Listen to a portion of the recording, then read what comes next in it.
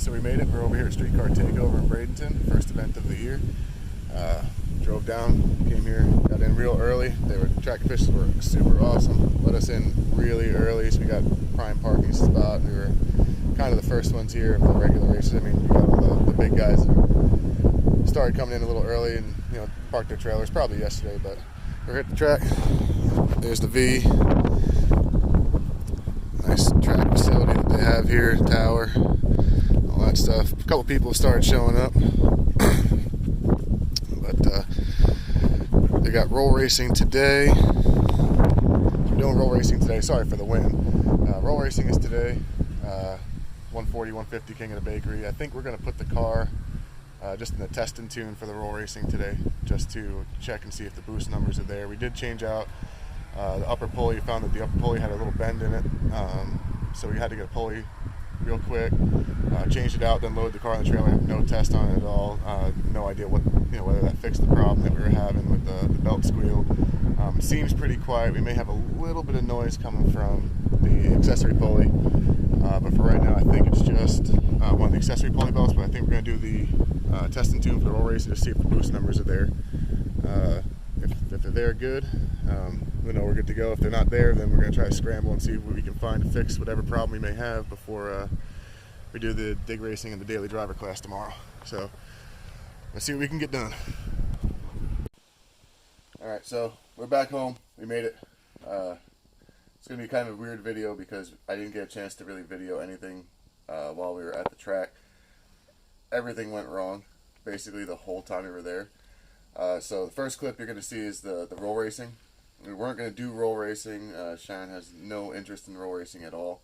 But being that we just put the headers on it, hadn't run it since then, hadn't heated up the tires in a while, hadn't really done much of anything with the car, and we did have a little squeal from the belt still, the supercharger belt, even after we put the supercharger pulley on it. But we got a new pulley from Grip Tech because we saw that the old pulley we had was bent. Probably got bent a little bit when we were taking it off when we did the snout rebuild. So I got a new pulley, put that on Tuesday night, loaded the car up. Had a little bit of squeal in it, but not too bad.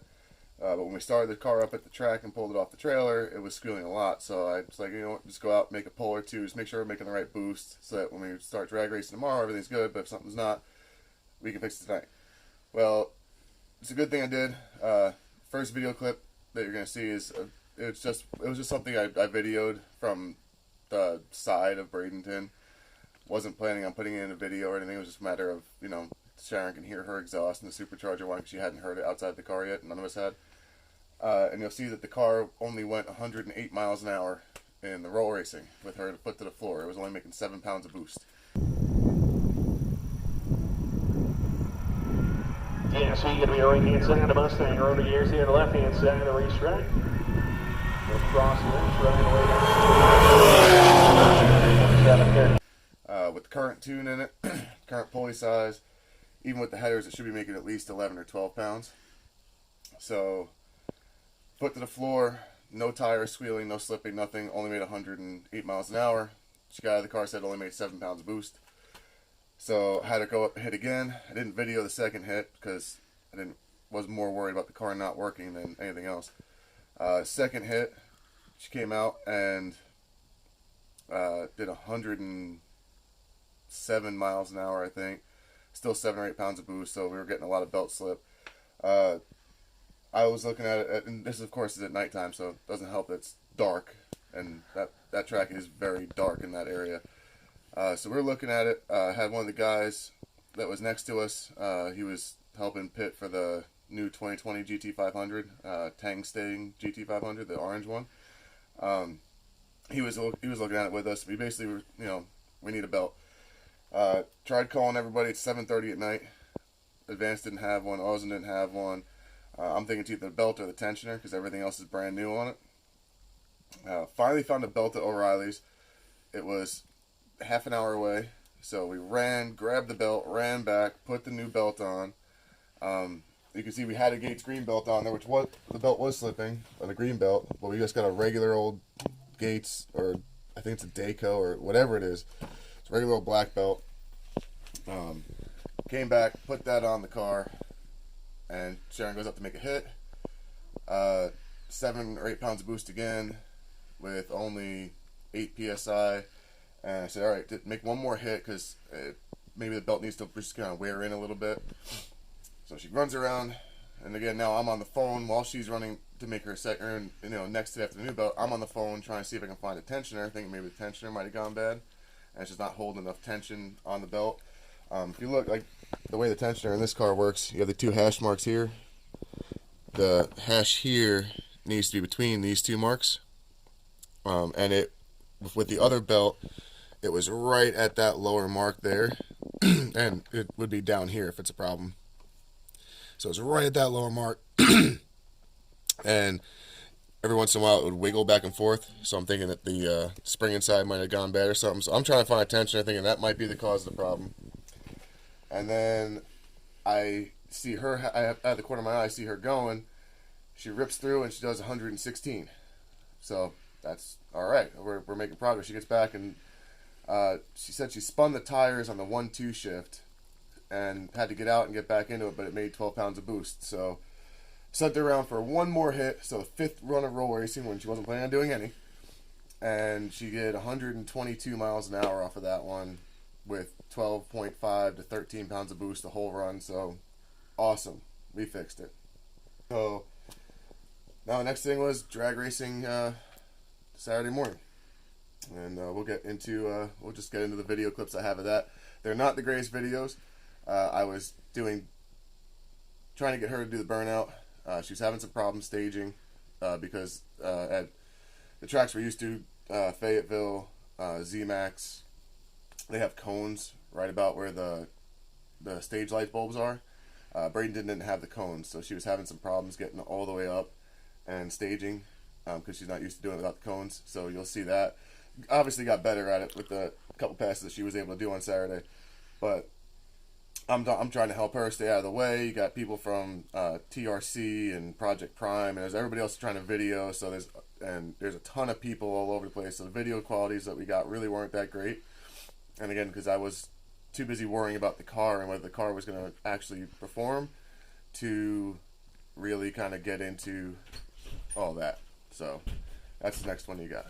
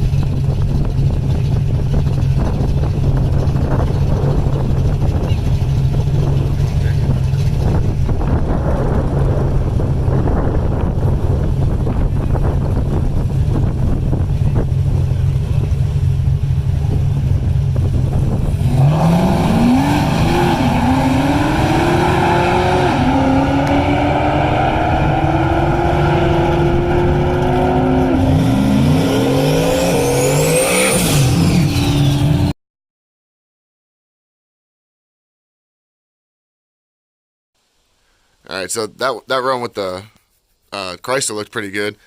You got the win, but hit the win light. For everybody watching, it's my fault that you didn't get the whole thing because I don't know. I stopped the video a little too early, I guess, or whatever. But so just take me through that one because it looked like you had a little bit of a problem at the beginning, just getting the bulbs lit, and reaction time didn't look that great either. So what happened? Yeah. So when we go to test and tunes and events at like Fayetteville and stuff, it's very difficult to get a pro tree because they do a lot of regulatory stuff. So I don't have a lot of practice with the pro tree. The few times that I have had it didn't come up as quick for whatever reason.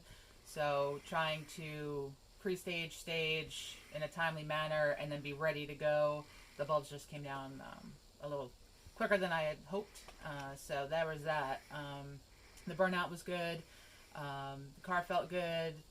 When I first launched, I want to say right before or just after the 60-foot, it got a little squirrely, so I let off real quick and then got right back into it. Car was making really good boost around, I think it was like 12 or 13 pounds, and I won, so it was good. I think we'll show the time slip. I think it was at 11:59. With it was 11:59, but I think it was like 118, 119, yeah. Yeah. So all right. So the next one's gonna be the next one where the video clip doesn't look that great, and that's more my fault than anything else. I hit the button too early because there were so many people in the way. I didn't think I was gonna be able to see the finish. But take a look at that one.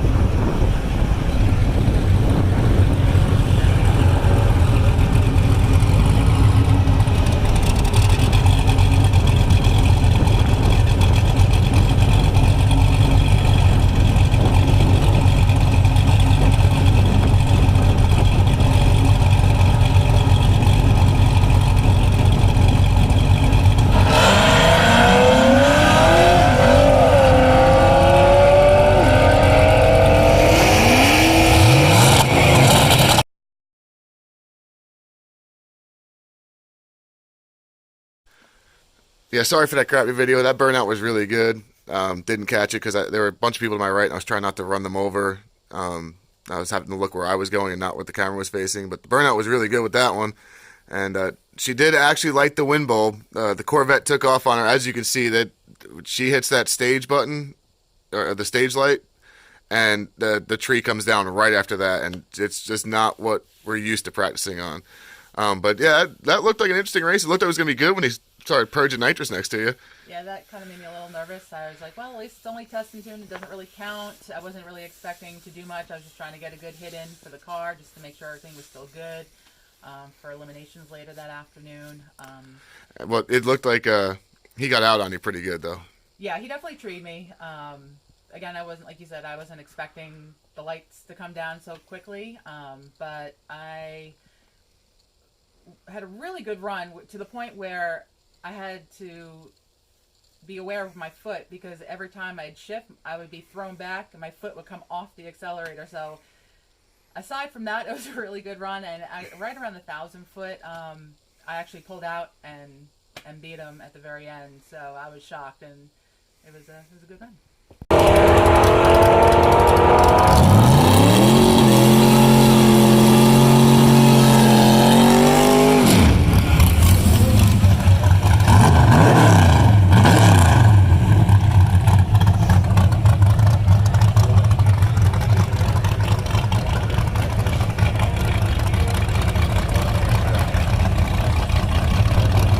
God damn it.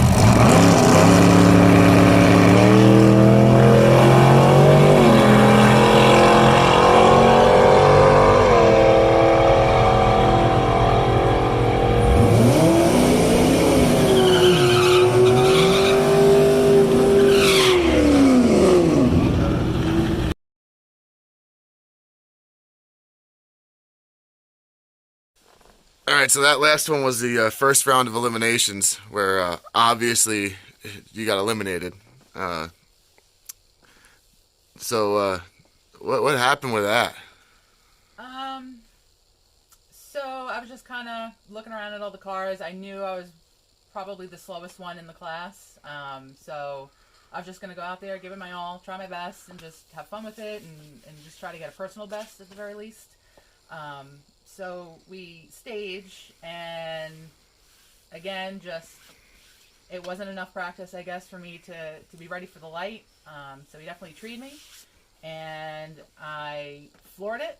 No spin, everything seemed good, and all of a sudden, going, when it should have shifted from second to third, it didn't shift. So I let off right away and just kind of let it kind of do its thing, threw it back into regular transmission mode, and just kind of putted back down the track to make sure that nothing was broken.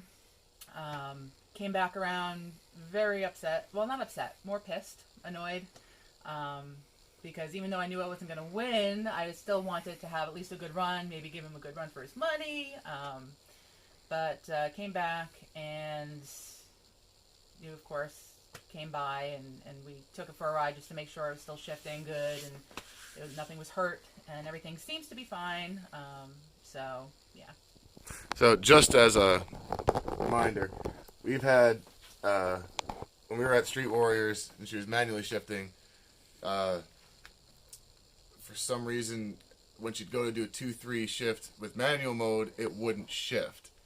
So we stopped doing manual shifting, and since Street Warriors it was tuned, and when they tuned it for sport mode. So you put it in sport mode and they did a transmission tune on it, and it's been perfect ever since.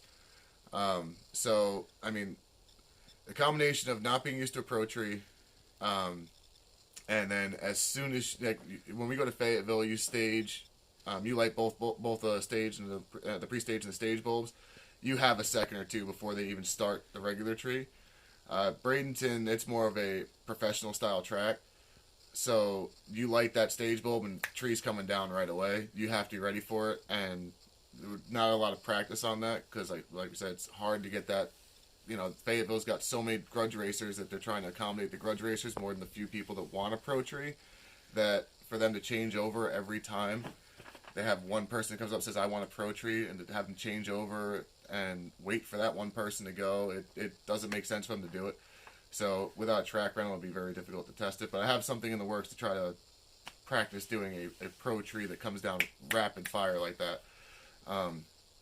When she pulled the Camaro, he ran in the 10-0 class.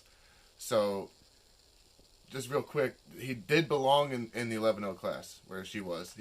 With nitrous, I watched the car, it runs like 995 to 10-0 something. He's a 10-0 car. Without nitrous, he runs 11-1 to 11-2. So, really cool guy, and you know, she pulled him, and I made a joke. I'm like, oh, you're not supposed to be in the 11-0 class for a 10-0 car, and he was like, yeah. I'm like, let me guess, with nitrous 10-0, without nitrous 11-0. He's like, yeah. So I saw him purge nitrous in the 10-0 class, which ran right before her, and you can even see in that video, he didn't purge nitrous anything. The bottle was turned off. I mean, even if it wasn't, he ran 11.3 at like 112 with no brake lights. So it's not like he, you know, sandbagged. He just turned his nitrous off. So he made himself an 11-0 car to run two different classes. If I remember correctly, I think he actually wound up winning the 10-0 class. But we did check the transmission out, took it for a ride. I took it for a rip, beat the crap out of it. It's shifting fine.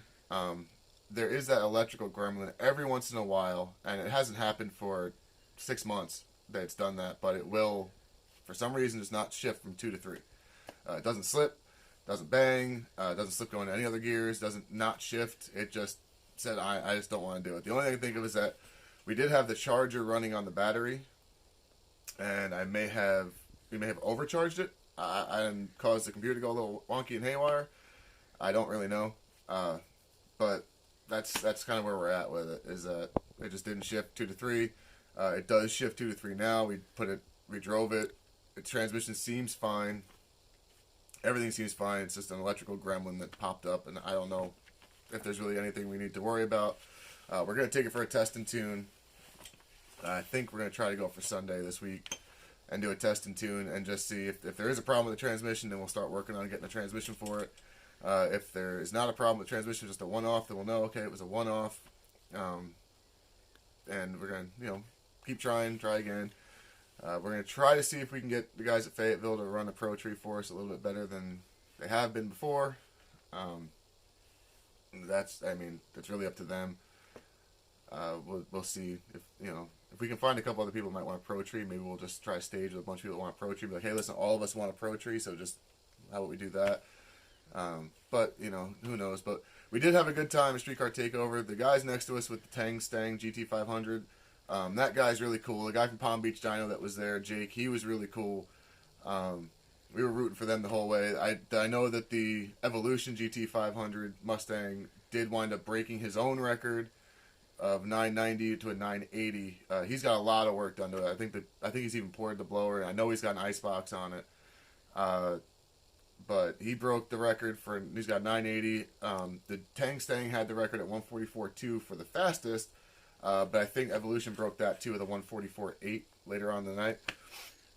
But we didn't really stick around too long. We had a 12-hour ride home. So we just kind of loaded up, came home. unload everything today. We left Bradenton right about 6, somewhere around Ocala. Sharon wasn't really all that upset and disappointed anymore. Right about Jacksonville, she started talking. So I think we're gonna be okay. But that's what happened. You know, we had a good time. Car didn't perform like we'd hoped. Definitely a lot of things to work on and practice, but as far, you know, I'm still new to the whole, you know, electronic fuel injected, electronic car drag racing. Sharon's new to drag racing altogether. I mean, she's only been doing it 6 months. So there's still a lot of improvement to be made, and that's kind of what we're all about. We're going to be improving, and you guys can come along and watch with us as we're improving. Or not improving and just beating our heads against a wall. Either way, it should be kind of fun to watch. But that's kind of it. So we're going to leave it off here. Next time we're going to take the Valkyree V out. It's going to be at Test and Tune in Fayetteville. We're going to try for Sunday. I think pretty soon I'm going to do like a walk around video of my car because I've actually got some stuff going on with it. And I'll show you kind of how cheap I can make this happen with parts laying around, because everybody seems to be interested. I'm taking a 2017 Camaro and putting a iron block from a Hummer and a transmission from a 72 Nova and weird stuff in it that doesn't belong in there, because that's what I have laying around. You know, I'm not putting a Turbo 400 in it because it's the best. I put it in there because I bought it for $50. But that'll be coming later on. Then there'll be another video for the Test and Tune, and we'll see if the transmission really is broken or if it just happened to be a string of bad luck for one race event, which happens. But all in all, had a good time. Big, huge thank you to Jake from Palm Beach Dino, just working with us on Friday night, trying to help us get tension on the belt. He was making phone calls while we were all making phone calls. So, you know, put his head under the hood, kind of taking a look at it. But that's it, and we'll see you next time.